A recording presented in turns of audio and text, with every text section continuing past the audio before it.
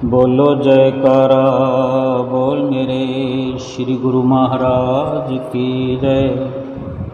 सभी गुरुमुख प्रेमियों से हाथ जोड़कर प्रेम सहित जय सच्चिदानंद। हमारे जीवन में क्या जरूरी है, क्या ठीक है, किसकी हम परवाह करते हैं, किस वस्तु की प्राप्ति करना चाहते हैं, हमारे जीवन की उपलब्धि क्या है, हमारे नज़रिए से कुछ ये विचार भी हम अगर करें कि जीवन के अंदर जो समय व्यतीत हो रहा है हमारे जीवन में, हमारे लिए हमारा समय व्यतीत हो रहा है, हमारा जीवन है, हमारा मनुष्य शरीर है, हमारे श्वास हैं, हमारी सोच के अनुसार सब कुछ हमारा ही हम अगर मान कर चलते हैं, हम कुछ ना कुछ हासिल कर रहे हैं। एक साल का अगर हम बायोडाटा बनाएं, एक साल का अगर विश्लेषण करें, आकलन करें, एक साल का अकाउंट बनाएं कि जैसे साल में 12 दिन होते हैं, साल में 12 महीने होते हैं, या एक महीने का हम विश्लेषण करें, हिसाब करें, जैसे भी समझना चाहें, लेकिन मकसद समझने का हमारा जो है वो एक ही रहेगा। अगर हम साल का समझते हैं, साल भर के विश्लेषण के अनुसार हम कोशिश करते हैं समझने की, ये हम सबका मिला जुला ये विचार हो सकता है, हमारी मिली जुली सोच हो सकती है कि जिस प्रकार हम एक साल का हिसाब लगा रहे हैं कि एक वर्ष में 12 महीने होते हैं। एक महीना अगर किसी कारणवश बिना कमाई के, जो संसारिक धन जिसको हम कमाई कहते हैं, संसार के धन जो रुपया पैसा है, हमारी सैलरी है, हमारा जो बिजनेस की तरफ से बिजनेस में जो हमें मुनाफा होने वाला है, यानी जिसको हम रोज़मर्रा की ज़िंदगी में काम लेते हैं, अपने शरीर के काम लेते हैं, अपने परिवार के काम में लेते हैं, यानी अपना गुजर बसर जो हम जिस भी ढंग से करना चाहते हैं, जो भी हमारा एक प्रोसीजर बना हुआ है, जो नियम बना हुआ है, जितनी कमाई का हमारा एक जितनी कमाई की लिमिट बनी हुई है, उसी को ही मद्देनज़र रखते हुए हम ये विचार कर रहे हैं। बिल्कुल सरल है, बिल्कुल सहज है कि अगर किसी कारणवश 12 महीनों में से एक महीना लगातार हम देखते हैं, अभी थोड़ा समय पहले ही हमारे किसी मित्र के दादाजी इस दुनिया से चल बसे। उम्र थी तो अंतिम समय में कुछ स्वास्थ्य गिर जाता है, स्वास्थ्य में कुछ कमी पेशी के चलते उतार चढ़ाव भी आते हैं। कोई तो बहुत लंबे समय तक बेड पर रहते हैं, कोई थोड़े दिनों में ही खुद कष्ट पाकर और दूसरों को भी अपने साथ में लेते हुए थोड़े दिन में छुटकारा हो जाता है, और कुछ तो बिना बताए ही चले जाते हैं, मतलब किसी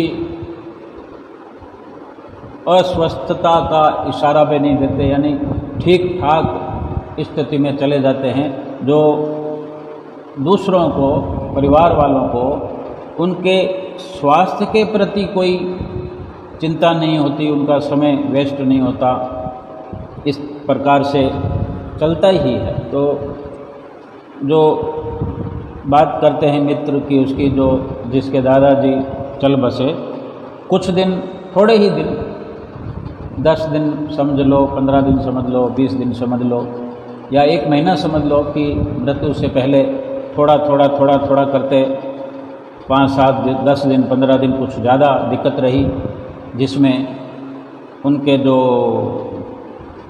बेटे हैं, उनके पोते हैं,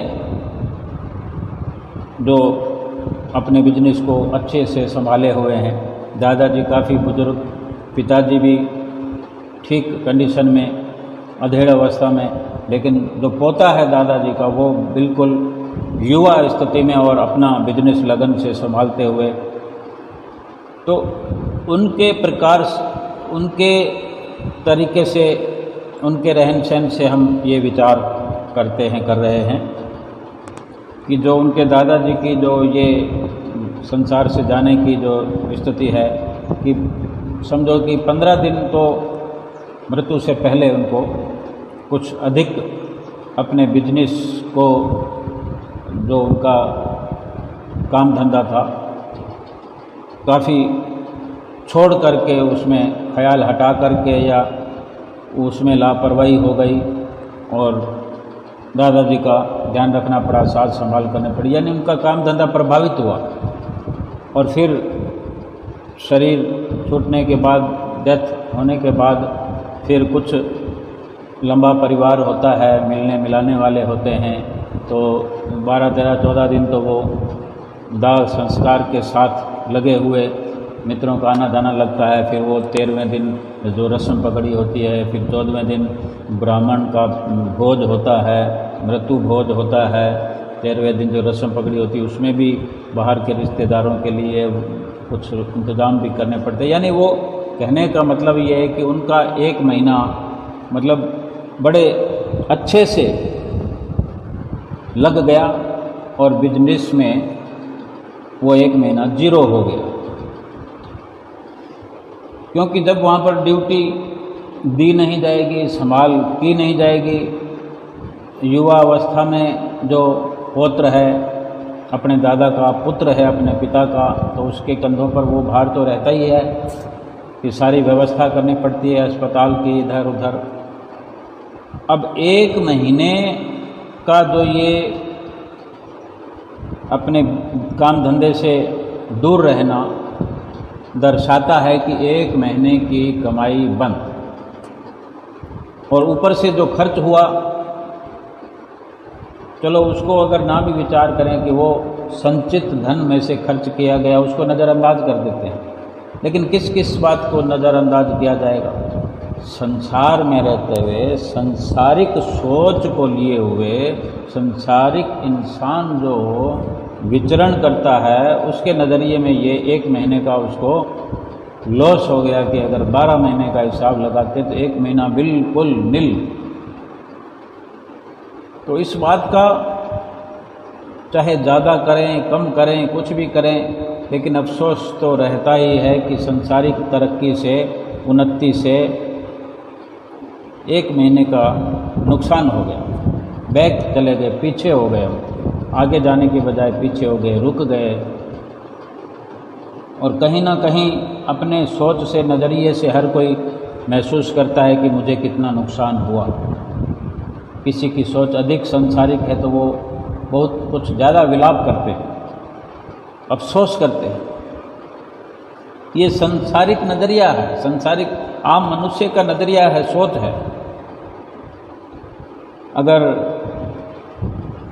एक महापुरुषों की सोच के अनुसार देखा जाए, विचार किया जाए, तो बड़ा आश्चर्य इस बात का होता है, महापुरुषों के वचनों के अनुसार सोचते हैं तो कि इतना आश्चर्य निकल कर सामने आता है कि 1 साल के 1 महीने का ही हमने अभी आकलन किया है, हिसाब लगाया है, और कितना दुख, और न जाने जीवन में कितने दुख होते हैं, लेकिन ये बहुत बड़ा दुख मान लिया जाता है। और संत महापुरुष जो बताते हैं कि भगवान के नाम का सुमिरन, जो कि इस जीवन में जरूरी है, बहुत जरूरी है, केवल वही जरूरी है, उसके लिए तो आज हम जिस उम्र के अंदर अफसोस कर रहे हैं 1 महीने की कमाई का, हम अपनी उम्र देखें कि आज हमारी उम्र, अगर हमारा दादाजी के जाते वक्त हमारी 40 साल की उम्र है, 35 साल की उम्र है, 30 साल की उम्र है, 50 साल की उम्र है, कुछ ना कुछ तो इन्हीं उम्र में से कुछ ये रहता ही है कि हम युवा अवस्था में हैं तो हमारी 30 साल की उम्र रही हो, 35-40 की हो, जिसमें बिल्कुल हम दृढ़ निष्ठा से बिजनेस कर रहे हैं। लेकिन क्या हमने सोचा कभी कि हमारी 35 साल की या 40 साल की उम्र है, वो पूरी की पूरी बिना नाम और भजन की कमाई के निकल गई, भगवान का नाम लिए बिना ही निकल गई। इस नुकसान का कब आकलन करेंगे हम, कब हिसाब लगाएंगे, कब अफसोस करेंगे, कब दुख मनाएंगे कि हमारे इतने साल, जिसके अंदर कितने ही महीने पूरे के पूरे खाली निकल गए, पूरे के पूरे साल खाली निकल गए। ये भगवान के रास्ते पर जो तरक्की करनी थी, उस तरक्की में हम कितने पीछे चले जा रहे हैं, बजाय आगे जाने के कितना पीछे जा रहे हैं। भजन बंदगी की कमाई, कमाई कहते हैं, बंदगी को भी कमाई कहते हैं, भक्ति का धन कहलाता है वो। उस भक्ति के धन की कितनी हानि हो चुकी है आज तक, और कितनी और करने वाले हैं हम अपने जीवन में, कितना नुकसान और उठाने वाले हैं अगर आज विचार नहीं किया तो। अगर विचार कर लिया तो पीछे का जो हुआ सो हुआ, लेकिन आज से हमारी तरक्की बुलंदियों तक पहुंच सकती है, शुरुआत हो सकती है भजन बंदगी की कमाई की। हमें तो सद्गुरु मिले हुए हैं, हम गुरुमुख प्रेमियों को श्री सतगुरुदेव महाराज जी की ओट मिली है, चरण शरण मिली है। भक्ति की कमाई करने के तरीके हमको जनाते हैं, हम जानते हैं, हम जान गए हैं, समझ गए हैं, लेकिन समझ कर भी फिर हम पीछे जा रहे हैं, उन्नति की बजाय अवनति की ओर जा रहे हैं, लाभ की बजाय हम हानि को प्राप्त हुए जा रहे हैं। तो ये आश्चर्य की बात नहीं है। और इसी प्रकार इतने वर्ष बीत जाने के बाद भी अगर लापरवाही करते रहेंगे तो पूरी महीने महीने करते करते, वर्ष वर्ष करते करते, पूरी जीवन, पूरी आयु अगर बिना भक्ति की कमाई के खाली चली गई तो हम जानते हैं कितना नुकसान हम करके यहाँ से चले जाएंगे। जाना तो पड़ेगा। क्या ये मनुष्य जीवन की ये विडंबना नहीं है कि भक्ति के मार्ग से, धर्म के रास्ते पर जो कीमती धन नजर आता, कीमती धन जो मिलता है, भजन भक्ति का जो धन होता है, भक्ति धन होता है, नाम की कमाई से वो जो सिर्फ मिलता है, वो आत्मिक धन भी कहलाता है, वो नजर ही नहीं आता, वो महसूस ही नहीं होता। उसके सामने जो हम कमाई कर रहे हैं, जिसको हम कमाई मानते हैं, धन मानते हैं, रुपया पैसा, ये जो जिसको खर्च कर के हम शरीर की सुविधाएं जुटाते हैं, उसी को महत्व देते हैं। लेकिन क्या भक्ति का धन ना इकट्ठा करने पर, भक्ति की कमाई ना करने पर, उस धन की कोई फूटी कोड़ी भी हम साथ ले जा पाएंगे? ये उस वक़्त क्या हम निर्णय करेंगे, अंतिम समय में निर्णय करेंगे। क्या उस वक़्त इतना अवसर मिलेगा कि हम ये निर्णय कर पाएंगे कि हम खाली हाथ जा रहे हैं, या ऐसा ये अवसर ही ना मिले निर्णय करने के लिए, पछताने का भी अवसर मिले? अव्वल तो पछताने का अगर अवसर मिल भी जाए तो हम कुछ कर नहीं सकते, लेकिन पछताने का भी अवसर ना मिले, सोचने का भी अवसर नहीं मिले, कितने दुख की बात हुई। हम कितने अभागे, यानी अभागे गिने जाएंगे, और मालिक की दरगाह में जाएंगे तो हमें कोई भाग्यशाली नहीं कहेगा। लेकिन अभी तो हमें ये सुनने को शब्द मिल ही जाते हैं, ये भक्ति की राह पर हैं हम, यानी हमने अकाउंट खोल लिया है, नाम की जो बख्शिश मिली है सतगुरु के द्वारा, हमारी डायरी बन गई है। जो धन राशि इकट्ठा करने के लिए हमने खाता खोल लिया है, उसमें कुछ जमा करें या ना करें, भक्ति एकत्र हो या ना हो, लेकिन हम उस भक्ति मार्ग के सदस्य बन गए हैं, अधिकारी बन गए हैं। लेकिन क्या इतना भर होने से हमें लाभ हो जाएगा? कोई अगर बैंक के अंदर डायरी बना ले, अपने खाता खुलवा ले, बैंक में डायरी बन जाए उसके नाम से, उसी से वो उसको खुशी हो जाएगी कि मैं बैंक का मैं ग्राहक बन गया हूँ, तो क्या उसे रुपया मिल जाएगा? रुपया तो जमा करने से ही मिलेगा।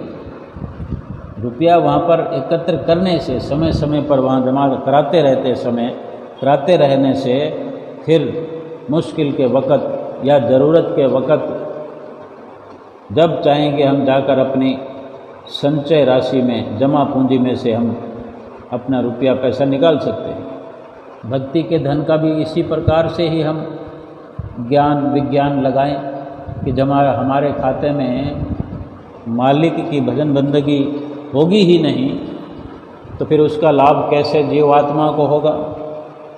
जो आत्मिक धन हमने इकट्ठा किया ही नहीं, तो आत्मा के लिए कैसे सुख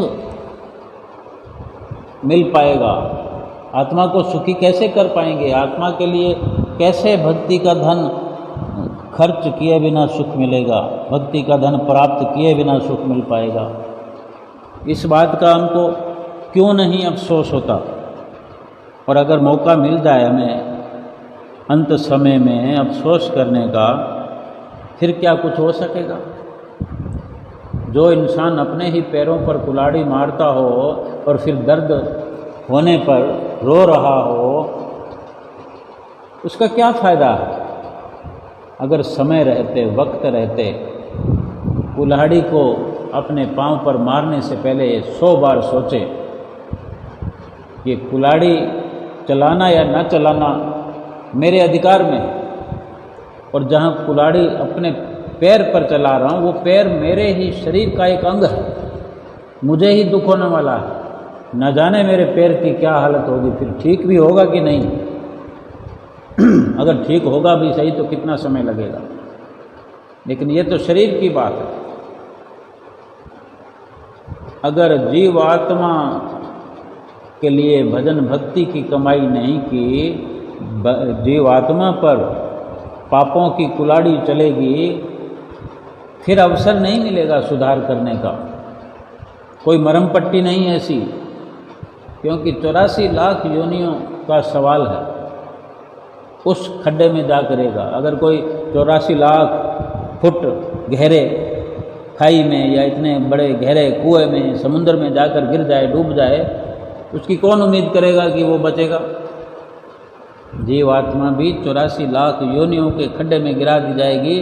बार बार बार बार बार बार जन्म लेते रहो, मरते रहो, जन्म लेते रहो, मरते रहो। कब खत्म होगा? ये 84 लाख योनियों की कड़ी फिर खत्म होने वाली नहीं होती।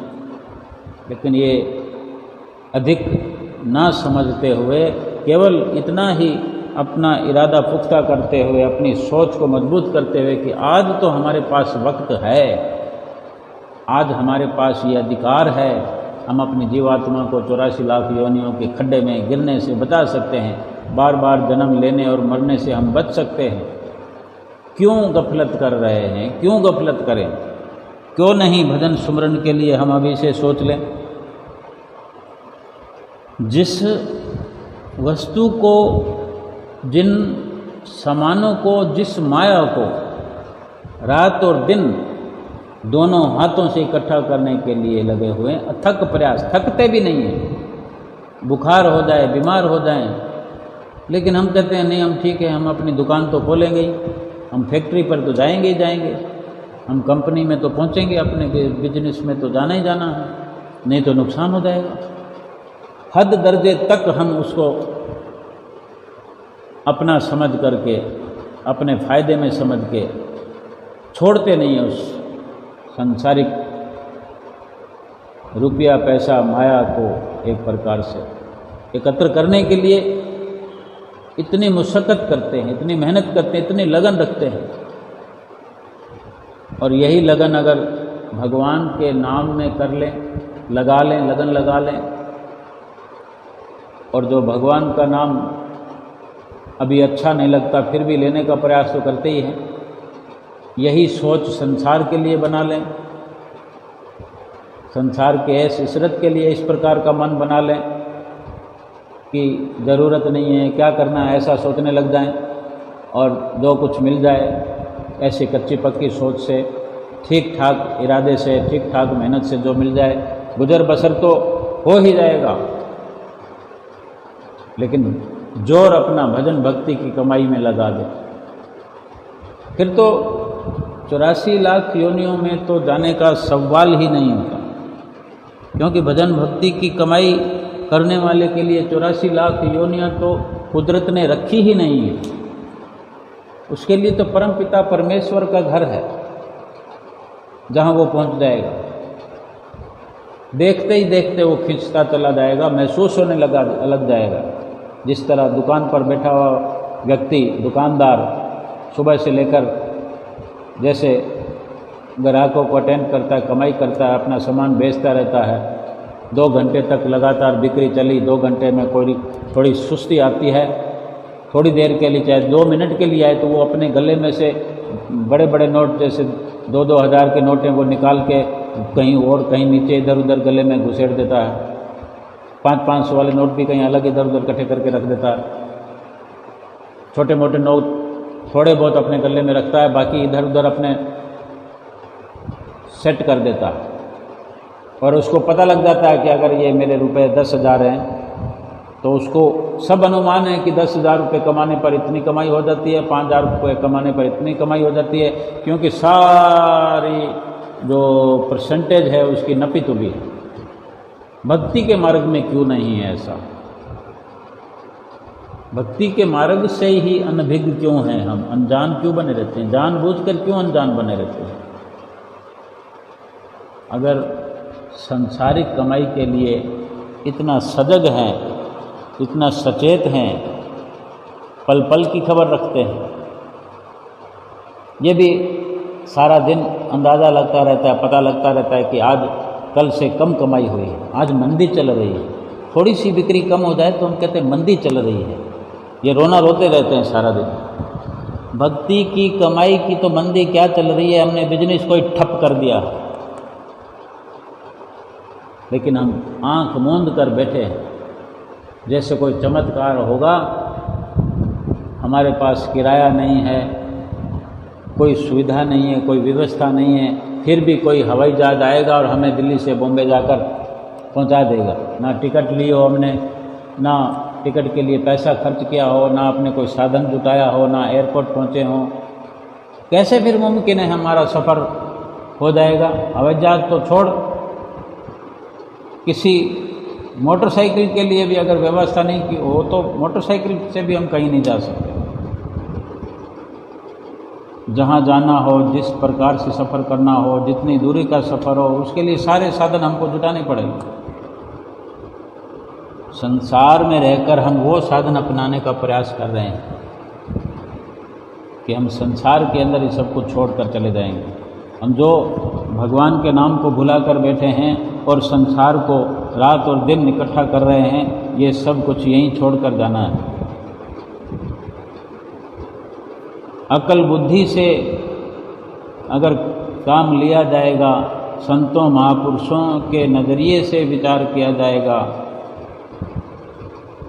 तब ये परिवर्तन आएगा। क्योंकि जब तक हमने माया का रस लेने की लगन लगी है, माया का रस तो कड़वा बहुत है, लेकिन हम मायावी सामानों पर जो ऊपर ऊपर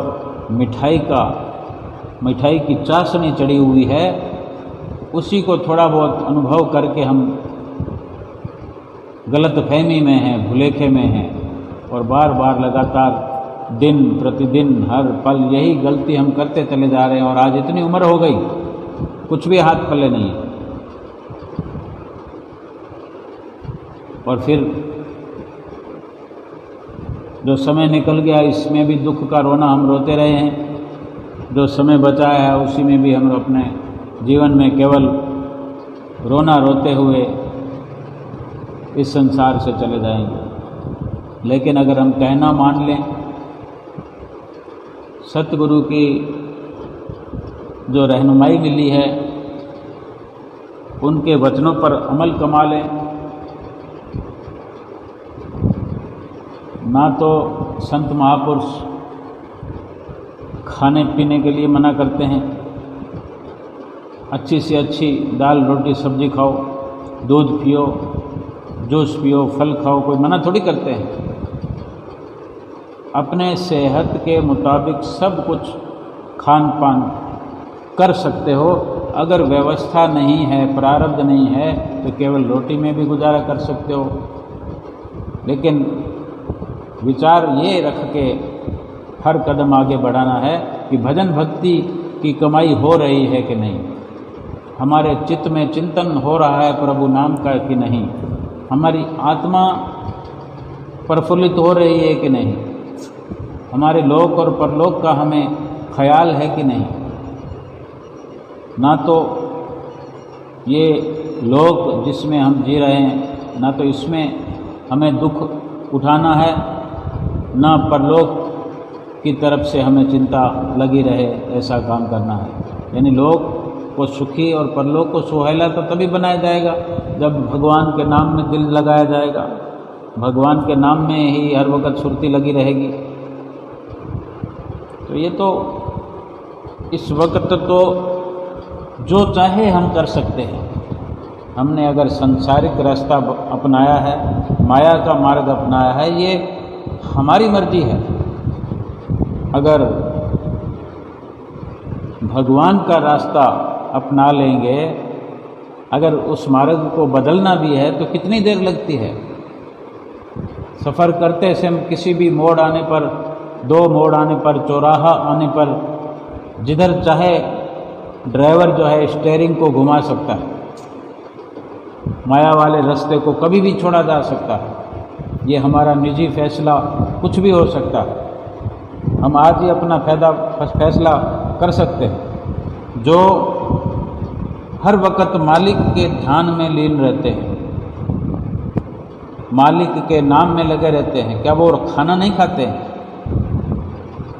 अभी हम विचार करें, संत महापुरुष कोई दुकान नहीं करते, कोई बिजनेस नहीं करते, तो क्या वो खाना पीना उनको नहीं होता? अच्छे से अच्छा खाना खाते पीते हैं, अच्छे से अच्छा सफ़र करते हैं, क्योंकि वो भगवान के नाम के, भगवान के सत्संग के प्रचारक हैं। अपने आस पास तो क्या, अपने मोहल्ले में तो क्या, दूसरी कॉलोनी तो क्या, पूरे शहर में क्या, देश में क्या, विदेशों तक पहुँच करके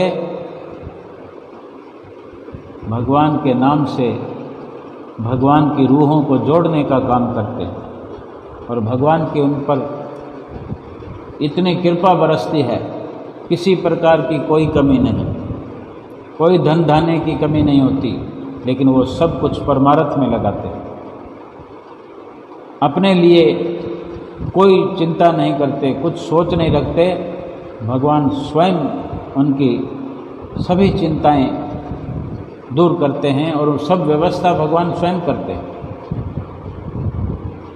संत महात्मा कहीं जाते हैं तो उनसे मिलने वाले, उनके अनुयायी, उनकी आने की बाट ढोते हुए उनके आगमन के लिए अपनी आंखें बिछा देते हैं। कतारें की कतारें उनके स्वागत में खड़ी हो जाती है। एक तो क्या, अनेकों घरों में उनके लिए खाना तैयार हो रहा होता है। यानी अथाह अंबार लग जाते हैं। जहाँ हमारे घर में, एक घर में हमारे लिए व्यवस्था होती है खाने पहनने की, रहने की, उनके लिए हर घर में व्यवस्था होती है। ये भगवान के नाम का प्रताप ही तो है। तो ये लोक का सुखी होना,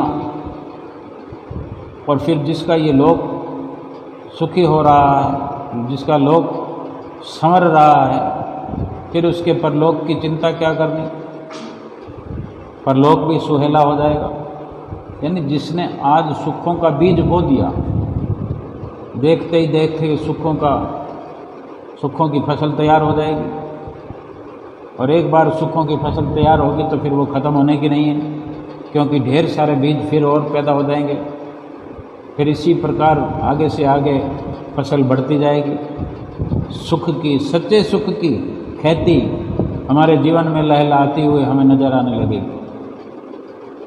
जो बीज बोता है खेत में, गेहूं का बीज बो दिया, चना का, दाल का, कुछ भी बीज बो दिया, चावल का, सरसों का, मक्का, बाजरा, कुछ भी है, तो देखते ही देखते क्या वो फसल अपनी आँखों से देखेगा नहीं? क्या उसको लगेगा नहीं कि मैंने बाजरा बोया है तो बाजरा मेरे सामने खड़ा हुआ लहलहा रहा? ऐसे ही भक्ति मार्ग हो या माया का मार्ग हो, माया का बीज बोने से माया की फसल सामने खड़ी हुई नजर आने लग जाती है। देखते ही देखते माया का असर जीव पर होने लगता है, आत्मा पर होने लगता है, शरीर पर होने लगता है, दिल दिमाग में सब कुछ जो वातावरण है वो मायावी हो जाता है। और जो भक्ति का बीज अपने हृदय में बोते हैं, भक्ति की सुंदर हरी भरी फसल लहराती हुई उसको नज़र आने लगती है, उसका असर उस पर पड़ने लगता है, उसके चित्तवृत्तियों पर, उसके रोम रोम पर भक्ति की छाप लग जाती है, श्वास श्वास में उसको भक्ति की खुशबू महसूस होती रहती है। कितना ये फर्क है। अपने लोक को हम सुखी कर सकते हैं, पर लोक को सुहेला कर सकते हैं, तो क्यों माया के अंदर भ्रमित होकर हम यहाँ भी दुख उठाएं और आगे चलकर भी परलोक दुहेला करें, लोक भी सुखी बनाएं और परलोक भी सुहेला करें। जो सदैव मालिक के ध्यान में लीन रहता है, जिसके अंदर से आपा भाव निकल जाए, यानी अहम भाव निकल जाए, अहंकार से खाली हो जाए, अहंकार से रहित हो जाए, जिसका हृदय अहंकार से खाली है, किसी भी कठिन कार्य के लिए उसके अंदर से आवाज़ यही आएगी कि ये काम मेरे मालिक की कृपा से हो जाएगा। उसके अंदर से आवाज़ ही नहीं आएगी कि ये नहीं हो सकता, क्योंकि उसे विश्वास हो चला है कि जब मैं अपने इष्ट देव सतगुरुदेव भगवान की रहनुमाई में हूँ, उनके कहने में हूँ, उनके वचनों पर अनुसरण करता हूँ, अमल करता हूँ, फिर जो जो काम हमारे लिए कुदरती तौर पर कोई जटिलता आ जाती है, प्रारब्ध कर्मों से, पिछले कोई पाप कर्मों से कोई बाधा आ जाती है, जो भी बाधा हो, वो फिर हमारे सतगुरु इष्ट देव परमात्मा हर बाधा को मिटाते चले जाते हैं। हमें पूर्ण विश्वास हो जाता है, हमें समझ आ जाती है, हमने जो मार्ग अपनाया हमें पता है वो मार्ग हमें कहाँ लेके जाएगा, क्योंकि हमने शिक्षा ग्रहण की। जब तक सतगुरु से मिलन ना हो, जब तक सत्संग की प्राप्ति ना हो, जब तक सत्संग पर हम विचार न करें, तब तक परेशानी हो सकती है। हमारे सांसारिक विचारों से, सांसारिक रवैयों से, माया के अंदर लिप्त होने की वजह से मायावी ख्याल हमें हर पल दुखी किए हुए रहते हैं। माया का असर हमारे तन पर, मन पर, हमारे अंतःकरण में सब अशुद्ध ही अशुद्ध होता रहता है, यानी एक कूड़े करकट का ढेर लगता रहता है। मायावी कूड़ा करकट जो हमारे अंदर रोम रोम में, हमारी चित्तवृत्तियों में मायावी जो कूड़ा करकट है वो फैलता रहता है, फिर उसकी जो सड़ांध है वो हमें इतनी गहरी आने लगती है कि ना हमारा दिन सुख से व्यतीत होता है, ना रात को चैन मिलता है, ना सुकून मिलता है। मन कलपता रहता है, बुरे बुरे ख्याल, बुरे बुरे विचार, मन 24 घंटे विचलित रहता है, हर पल दुख की ही एक लहर चलती रहती है। दुखों की लहरों में हम फंसे हुए त्राहिमाम करते हुए इस दुनिया में अपना सफ़र तय करते हैं, और एक दिन इसी प्रकार दुखों में दुखी होकर के हाय हाय करते हुए इस दुनिया से चले जाते हैं। कोई नहीं फिर अपनाता हमें, और आगे भी परलोक में जहाँ हमारा परलोक सुहेला हो, कैसे होगा? परलोक को सुहेला करने का, परलोक को संवारने का काम तो हमने किया ही नहीं, तो कैसे परलोक संवर जाएगा, परलोक सुहेला हो जाएगा? हो ही नहीं सकता। और फिर जो माया, हमने माया में दिल लगाया, माया में ही विचरण किया, माया में फंसे रहे, तो माया का फिर असर यही है, सारे जीवन में भी दुखी रहे, अशांत परेशान रहे, विचलित रहे, और फिर यहाँ से जाते वक्त भी शरीर, इस जीवात्मा इस शरीर को छोड़कर 84 लाख योनियों के शरीरों में भटकती रहेगी, हर पल दुखी अशांत। इस मनुष्य जीवन में अगर सुख नहीं पाया, मनुष्य के जीवन को प्राप्त करके सुख वाला कार्य नहीं किया, तो 84 लाख योनियों में कैसे करेंगे? कुत्ते बिल्ली की पदवी पाने पर, कुत्ते बिल्ली की योनि में जाने पे, सांप अजगर की योनि जाने में, बिच्छू की, कीट पतंगों की, चिड़िया कबूतर, इस प्रकार के योनियों में कैसे अपने जीवात्मा को परमात्मा से मिला लेंगे? कैसे अपने जीवात्मा को मालिक के नाम की कमाई का सुख दे करके जीवात्मा को सुखी कर देंगे? कैसे अपना लोक परलोक संवार लेंगे? नहीं हो सकता। मनुष्य जीवन में नहीं तो फिर किसी भी जीवन में नहीं, किसी योनि में नहीं। 84 लाख योनियाँ तो केवल हैं ही दुख उठाने के लिए। मनुष्य जीवन में अगर देखा जाए तो ये भी दुखों से भरा हुआ है, आग लगी हुई है, चारों तरफ आग लगी हुई है। माया ने चारों तरफ आग लगा रखी है, एक जाल बिछा रखा, दुख के अंबार लगे हुए हैं, दुख के ढेर लगे हुए माया की तरफ से। थोड़े थोड़े कहीं संकड़े संकड़े कहीं रास्ते हैं जिसमें से कोई निकल के पार हो जाए और सतगुरु की जिसे शरण मिल जाए, एक बार माया के चंगुल से छूट जाए सतगुरु की कृपा से, फिर कभी मुंह ना करे माया की तरफ और अपने सतगुरु की आज्ञा का पालन करते हुए चलता चला जाए, तो फिर भक्ति के खजानों के ढेर लगे हुए इस जीव को मिल जाते हैं। भक्ति के खजानों के ढेर में ये जीवात्मा चारों ओर एक जो घेरा बन जाता है भक्ति का सुरक्षा कवच बन जाता है। जो 84 लाख योनियों में रह रह कर पाप कर्म हुए, वो पाप कर्मों के जो सारी मलिनता है वो धीरे धीरे सब उतर कर माया साफ पाक पवित्र बनकर अपने सतगुरु के साथ मिलने के लिए काबिल हो जाती है, अपने सतगुरु के अपने परमात्मा से एकाकार करने के पद पर आ जाती है। और सतगुरु की हर पल ये रहनुमाई कि वो हमारी जीवात्मा को खुशहाल बनाना चाहते हैं, हमारी जीवात्मा को मालामाल करना चाहते हैं। कौन जाने कितने समय से, कितने युगों से, कितने जन्मों से ये माया दुख उठा रही है। लेकिन ये तो हम जान सकते हैं कि अगर मनुष्य जीवन में भक्ति की कमाई नहीं की तो फिर उस 84 लाख योनियों में ये जीवात्मा गिराई जाएगी। पीछे का हम ना जानते हों भले, लेकिन आगे के लिए जो हमें सतगुरु से समझाइश मिली है, हम ये अनुभव कर सकते हैं, ये हम समझ सकते हैं। संसार के लिए सारी समझ इंसान रखता है, संसार की तरक्की के लिए पूरा ज्ञान रखता है, ज्ञानी है, विज्ञानी है, ब्रह्म ज्ञानी है। अपने जीवात्मा के लिए नहीं सोचता है। जीवात्मा के लिए सोचने पर ही पता चलेगा। जीवात्मा के दुख को, दर्द को समझने से ही पता लगता है।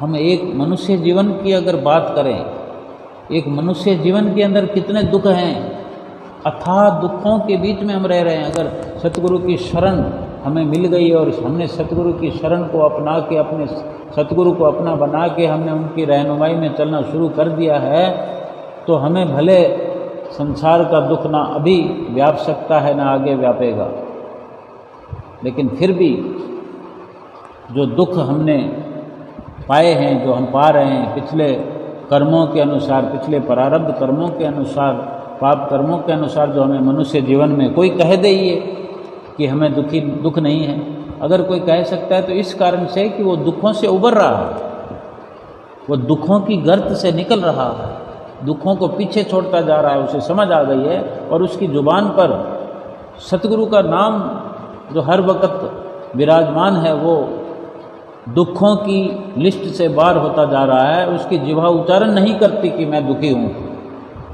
वरना ये कोई ना सोचे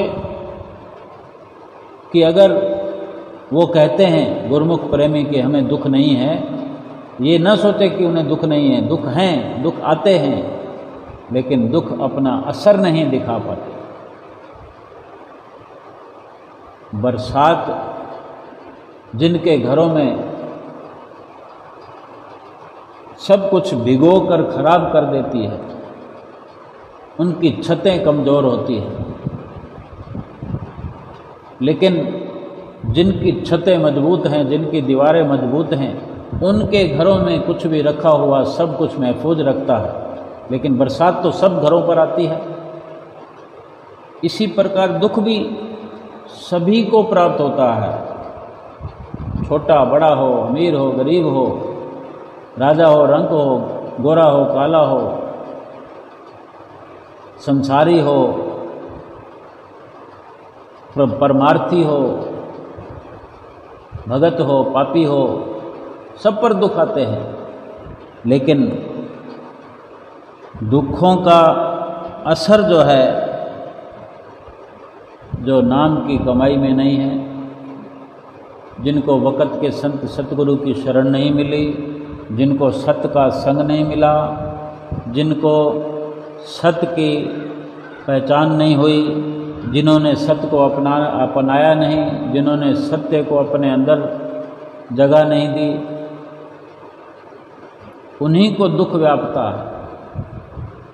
और जिन्होंने अपने जीवात्मा का ख्याल कर लिया है, जीवात्मा की संभाल कर ली है, जिनको ये समझ आ गई है, सतगुरु की शरण प्राप्त कर लेने से जिनको ये समझ आ गई है, जिन्होंने ये समझने का प्रयास किया है और वो चाहते हैं कि और अधिक से अधिक समझ रखते हुए, सतगुरु से अधिक सीखते हुए, हर पल शिक्षा ग्रहण करते हुए जीवात्मा को सुखी बनाने के लिए ये जीवन मिला है, इस प्रकार की जिनको समझ आ गई है, दुखों का एहसास उनको सतगुरु नहीं होने देते, दुखों का एहसास ही नहीं होने देते। और जहाँ संसारी मनुष्य की बात करें तो उनको सुखों का कभी एहसास नहीं होता। सुखों के पीछे भागने के बाद भी सुखों की परछाई भी उनको नसीब नहीं होती।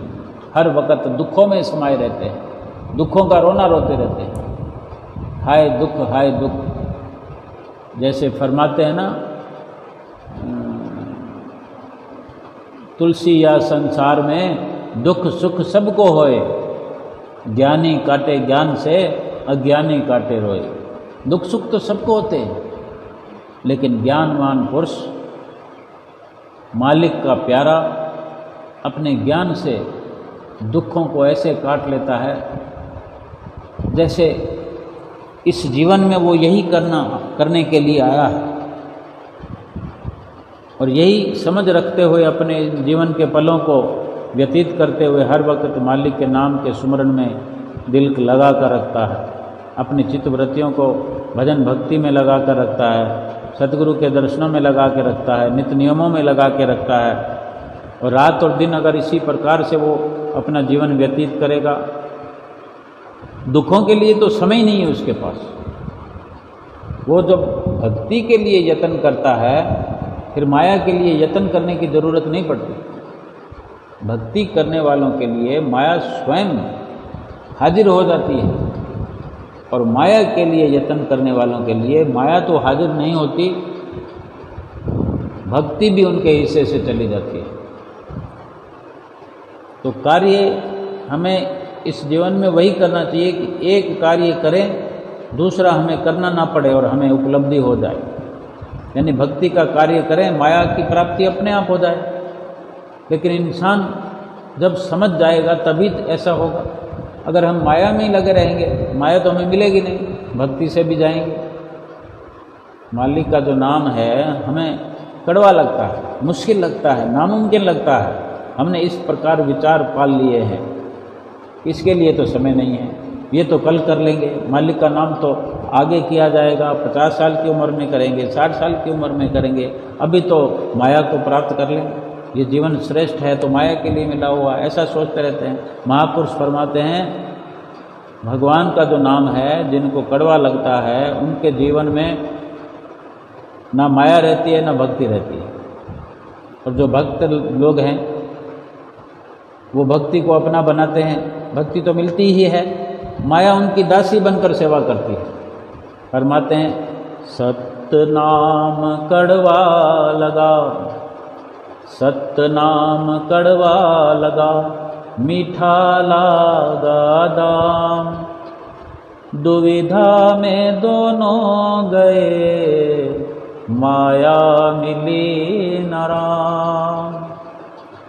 इस दुविधा में ही पड़े रहते हैं, माया के पीछे भागने से माया मिलती नहीं, माया किसी की बनती नहीं, और इसी दुविधा में उधेड़ बुन में भक्ति को हम प्राप्त करते नहीं, भक्ति के लिए समय खर्च करते नहीं, भक्ति को अपनाते नहीं, भक्ति भी नहीं मिलती और माया को हम नहीं प्राप्त कर सकते, और सारे जीवन में दुख उठाते हुए परलोक भी अपना बिगाड़ कर इस दुनिया से चले जाते हैं। इसलिए संतों महापुरुषों के नज़रिए से, उनकी रहनुमाई में भजन भक्ति को ही महत्व देते हुए, भजन भक्ति के लिए अपना समय खर्च करते हुए, श्वास श्वास लगाते हुए भक्ति की प्राप्ति करनी है। अपनी जीवात्मा के लिए हर पल सुख प्राप्त करते हुए लोक और परलोक सुहेला करना है। बोलो जयकारा बोल मेरे श्री गुरु महाराज की जय।